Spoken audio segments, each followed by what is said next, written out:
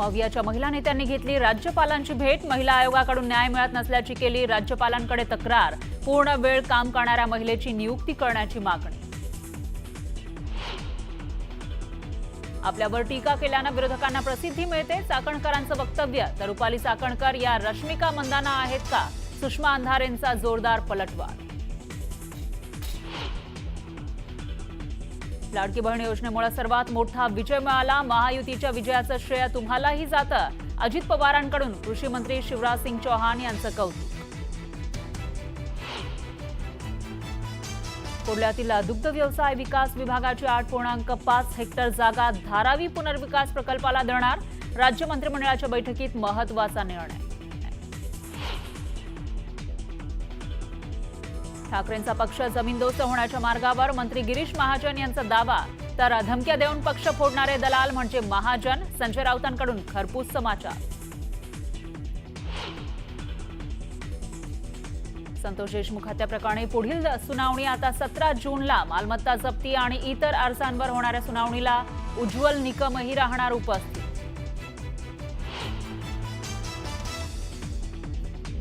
वैष्णवी हगवणे हुंडाबळी प्रकरणामध्ये राजेंद्र सुशील हगवणेच्या न्यायालयीन कोठडीमध्ये 14 दिवसांची वाढ।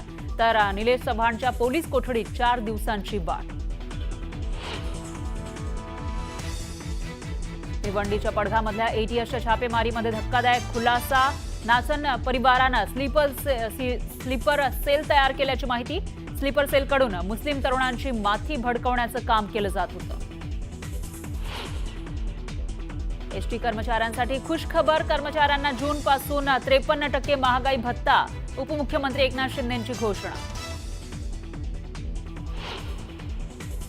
जगातील सर्वात उंच चिनाब रेल्वे पुलाच्या उद्घाटनाची तारीख अखेर ठरली। 6 जूनला पंतप्रधान मोदींच्या हस्ते होणार उद्घाटन।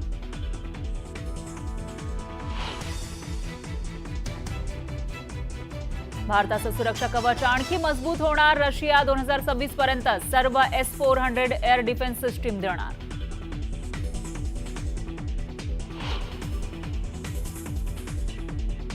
आणि अहमदाबादच्या मैदानावर आज IPL फायनलचा थरार। बंगळुरू आणि पंजाब भिडणार। कोण जिंकणार ट्रॉफी याकडे लक्ष।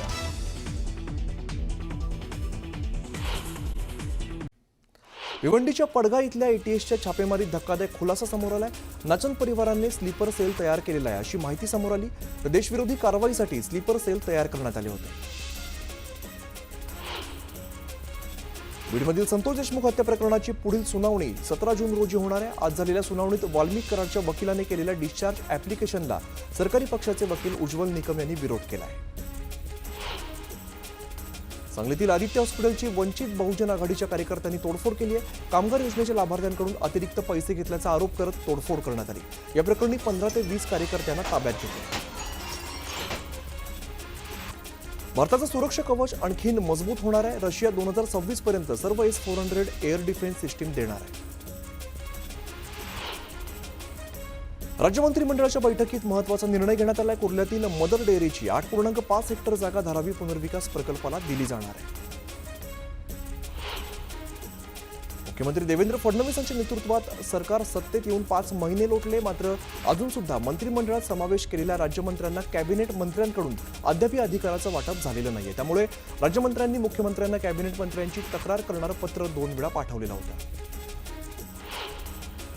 धनंजय मुंडेंविरोधात भ्रष्टाचाराची तक्रार केल्याप्रकरणी अंजली दमानिया जबाब नोंदवणार आहेत। त्यामुळे आता पुन्हा माजी मंत्री धनंजय मुंडेंच्या अडचणीत वाढ होणार का असा सवाल निर्माण झाला। LOC ओलांडून पाकमध्ये गेलेल्या नागपूरची सुनीता पोलीस चौकशीमध्ये सहकार्य करत नसल्याचं समोर आलं। त्यामुळे आता NIA आणि सैन्याचे अधिकारी सुनीताची चौकशी करणार आहेत। परदेशी शिक्षण शिष्यवृत्ती संदर्भात राज्य सरकारच्या जाहिरातीचा चेहरा ठरलेला चंद्रपूरचा विद्यार्थी रोहित दिवसे याला सरकारने शिष्यवृत्ती नाकारली आहे। बर्मिंगहम विद्यापीठात उच्च शिक्षणासाठी रोहितला शिष्यवृत्ती देण्यात आली होती। दरम्यान तांत्रिक कारण देत सरकारने शिष्यवृत्ती नाकारली।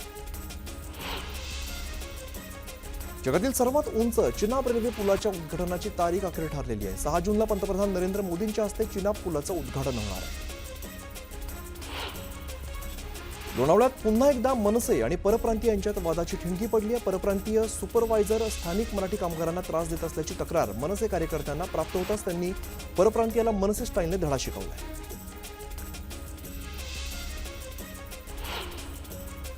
पुण्यातील बनेश्वर रस्त्याच्या काँक्रिटीकरणास PMRDA कडून अखेर मंजुरी मिळाली आहे. बनेश्वर रस्त्यासाठी 2.94 कोटींचा निधी मंजूर झाला, त्यामुळे सुप्रिया सुळेंच्या पाठपुराव्याला यश आलंय.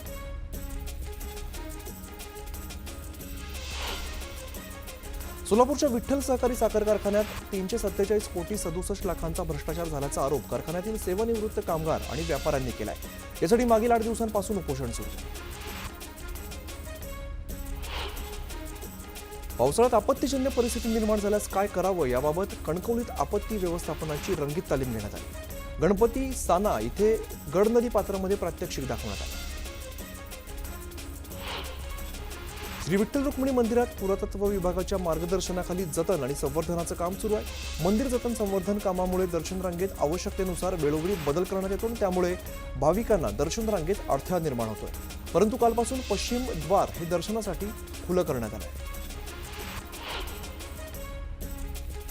रानडुकराचा पाठलाग करताना बिबट्या विहिरीत पडला. जळगावच्या अंतुर्ली इकडं लोठार शिवारात ही सही घटना घडलेली आहे. दरम्यान नागरिकांच्या मदतीने वन विभागाच्या अधिकाऱ्यांनी बिबट्याला विहिरीतून बाहेर काढलं. जळगावच्या चोपड्यात भर रस्त्यात एक महिलेची प्रसूती झाली होती. या प्रकरणी चौकशी समिती नेमण्यात आली होती. या अहवालात चौकशी समितीने कर्जाने उपकेंद्रातील आरोग्य सेविका आणि वैजापूर प्राथमिक आरोग्य केंद्रातील रुग्णवाहिका चालकाला दोषी ठरवलंय. बकरीदच्या पार्श्वभूमीवरती नागपूरमध्ये पोलीस आयुक्तांनी शांतता बैठक घेतली. नागरिकांनी शांतपणे सण साजरा करण्याचं आवाहन या बैठकीच्या माध्यमातून करण्यात आलं.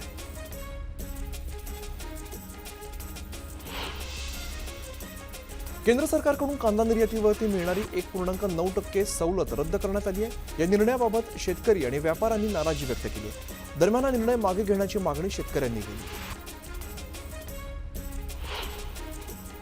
सिल्लोड तालुक्यातील पालोद परिसरामध्ये असलेल्या संभाजीनगर जळगाव महामार्गावरील पुलाचं काम मागील 10 वर्षांपासून सुरू आहे, मात्र अद्यापही काम पूर्ण झालेलं नाहीये. 15 फूट लांब आणि 2 ते 3 फूट खोल खड्डे पडल्यामुळे वाहन चालकांना मोठी कसरत करावी लागते.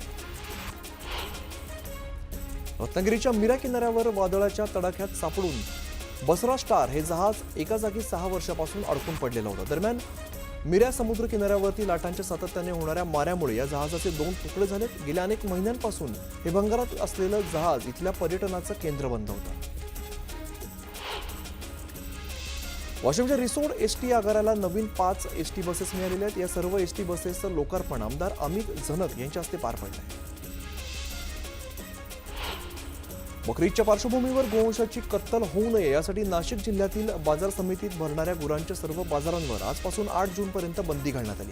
त्यामुळे गुरांच्या बाजारात शुकशुकाट बघायला मिळतो. मनमाड मालेगावसह नाशिक जिल्ह्यातील 24 धरणात केवळ 28% जलसाठा शिल्लक आहे. त्यामुळे ग्रामीण भागातील तब्बल 525 गावात 135 टँकरद्वारे पाणी पुरवठा केला जातो.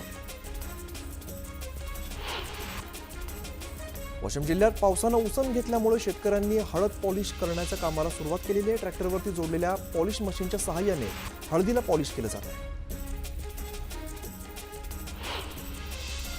दिंडोरीच्या जाधव वस्तीजवळ बिबट्याने 5 वर्षीय चिमुकलीवरती हल्ला केलाय. आजोबांसोबत घरी जात असताना बिबट्याने चिमुकलीवरती झडप घालून नेलेला आहे. दरम्यान नागरिकांनी शोध घेतला असता चिमुकलीचा मृतदेह आढळून आला.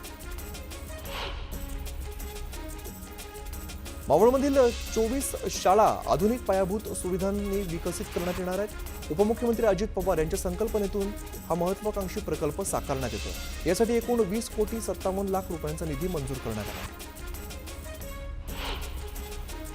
जळगाव जिल्ह्यात ज्वारी बाजरी खरेदी नोंदणीसाठी आता 15 जूनपर्यंत मुदतवाढ देण्यात आली आहे. तर 9,337 शेतकऱ्यांची नोंदणी पूर्ण झाली आहे. पणन महासंघाच्या माध्यमातून एकूण 18 शासकीय खरेदी केंद्र सुरू आहे. जालन्यातील जाफराबाद तालुक्यामध्ये झालेल्या मुसळधार पावसामुळे नळ विहिरा या ठिकाणी शेतकऱ्यांचं मोठ्या प्रमाणात नुकसान झालं. शेतकऱ्यांच्या कलिंगडाच्या शेतात अक्षरशः कलिंगड पिकाचा चिखल झालाय. नांदेड जिल्ह्यात पावसामुळे झालेल्या नुकसानामुळे हताश झालेल्या एका शेतकरी कुटुंबातील चिमुकलीने एक व्हिडिओ बनवलाय. प्रशासन पंचनामे करण्यासाठी शेतात न आल्यामुळे मुलीनं व्हिडिओमध्ये तक्रार केली आहे. तर हा व्हिडिओ व्हायरल झाल्यानंतर आमदार राजेश पवार यांनी प्रशासन अधिकाऱ्यांना सोबत घेत थेट चिमुकलीच्या शेतामध्ये नुकसानाचे पंचनामे करण्याचे आदेश मराठवाड्यात मे महिन्यात पावसाने जोरदार हजेरी लावली. पावसामुळे मराठवाड्यातील 8ही जिल्ह्यात 11,000 हेक्टरवरील पिकांचं नुकसान झालंय. हळद, भुईमूग, ज्वारी, कांद्यासह फळबागांचं यात मोठं नुकसान झालंय. सर्वात जास्त फटका बीड जिल्ह्याला बसलाय. एकट्या बीडमध्ये 4.5 हेक्टरवरील पिकांचं नुकसान झालंय.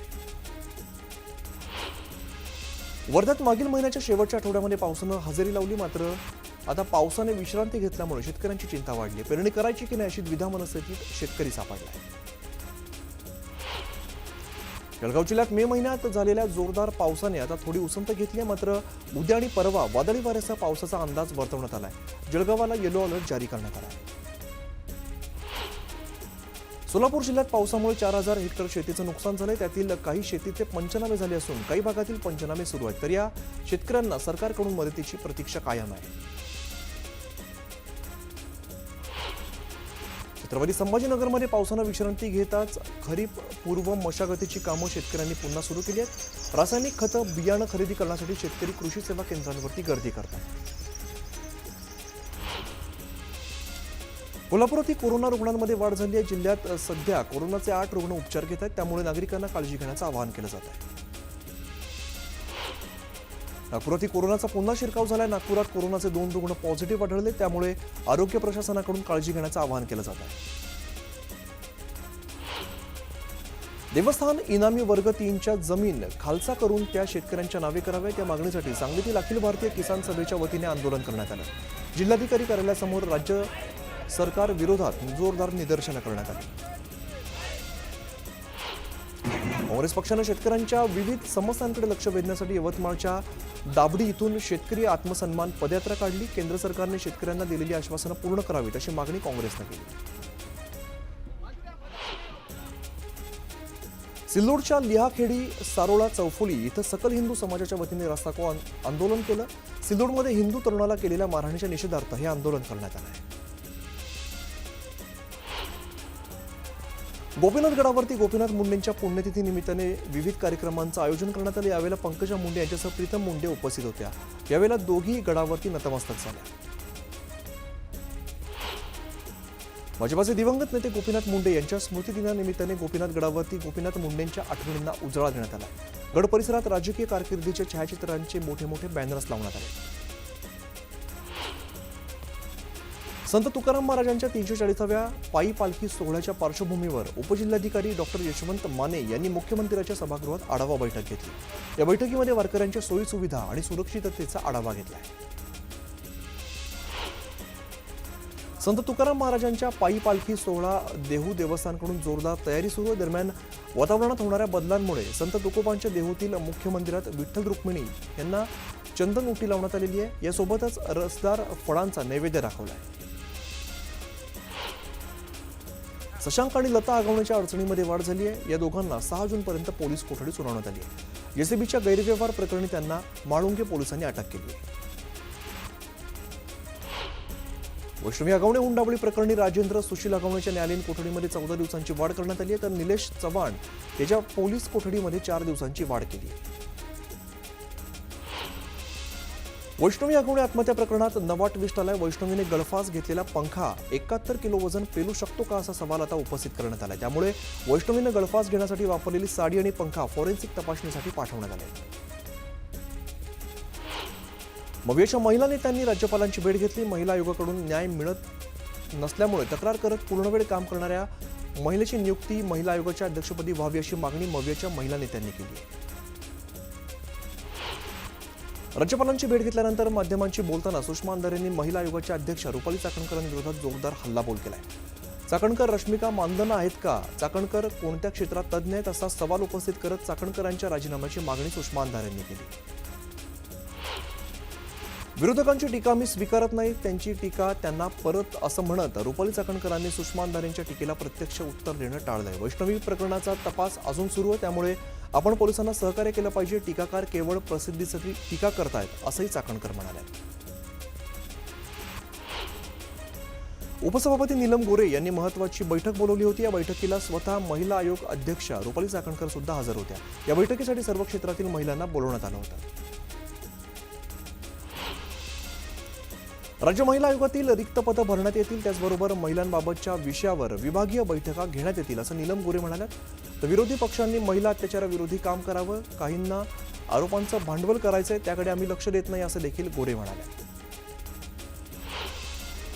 मे महिन्यात झालेल्या पावसामुळे शेतकऱ्यांचं मोठं नुकसान झाले, मात्र शेतकऱ्यांना अद्याप नुकसान भरपाई मिळालेली नाहीये. अर्थ खात्याच्या चाव्या अजित पवारांकडे, तरी सुद्धा त्यांनी कृषी क्षेत्राला प्रोत्साहन दिलं नाही. हीच अडचण कृषी मंत्री कोकाटेंनी बोलून दाखवली. अशा शब्दात राजू शेट्टींनी कोकाटेंसह अजित पवारांना टोला लगावलाय. पुण्याच्या नारायणगाव इथल्या शेतकरी मेळाव्यातून शेतकऱ्यांनी शेती आणि शेती उत्पादनाबाबत व्यथा मांडल्यात. यावरून केंद्रीय कृषी मंत्री शिवराज सिंग चौहान यांनी राज्याच्या कृषी विभागाच्या कारभारावरती प्रश्नचिन्ह उपस्थित केलंय. तुम्ही आम्हाला लोकांचं मन जिंकण्याचा मार्ग दाखवला, त्यामुळे आम्ही राज्यात लाडकी बहीण योजना आणली. लाडकी बहीण योजनेमुळे सर्वात मोठा विजय मिळाला. महायुतीच्या विजयाचं श्रेय तुम्हालाही जातं. अशा शब्दात उपमुख्यमंत्री अजित पवारांनी कृषी मंत्री शिवराज सिंग चौहान यांचं कौतुक केलंय. गिरीश महाजनांच्या वक्तव्याचा संजय राऊतांनी चांगला समाचार घेतला. गिरीश महाजनांचा पक्ष तरी जागेवर आहे का? भ्रष्ट ठेकेदार आणि लोक आमचा पक्ष जमीनदोस्त करायला निघालेत. लोकांना धमक्या देऊन पक्ष फोडणाऱ्यांसाठी भाजपानं दलाल म्हणजेच गिरीश महाजनांना नेमलंय असा हल्लाबोल संजय राऊतांनी केलाय. संजय राऊत केवळ बडबड करतात, दलाली करण्याचं काम राऊतांनीच केलंय. त्यांच्या दलालीमुळे शिवसेनेचं नुकसान झालंय असा हल्लाबोल गिरीश महाजनांनी केलाय. काँग्रेस नेते यशोमती ठाकूर यांनी नीलम गोरेंवरती निशाणा साधलाय. आम्ही महिलांची भरपूर कामं करतो असं गोरे सांगतात, मात्र त्या केवळ स्वतःचं भलं करतात अशी टीका ठाकूर यांनी केली. शिवसेना उभाटाचे नेते सुधाकर बडगुजर यांनी राऊतांच्या नाशिक दौऱ्यानंतर नाराजी व्यक्त केली. संघटनात्मक बांधणी करताना विश्वासात घेतलं जात नसल्यामुळे नाराजी असल्याची कबुली बडगुजर यांनी दिली. नागपुरात कट्टर विरोधक असलेल्या भाजप आणि काँग्रेसने युती केली आहे. जिल्ह्यातील मौदा खरेदी विक्री संघाच्या निवडणुकीत काँग्रेस भाजपाने युती पॅनल निवडून आलेला, त्यामुळे एकाकी पडलेल्या अजित पवारांच्या पक्षाचे बाबा गुजर यांच्या पॅनलचा पराभव झाला आहे.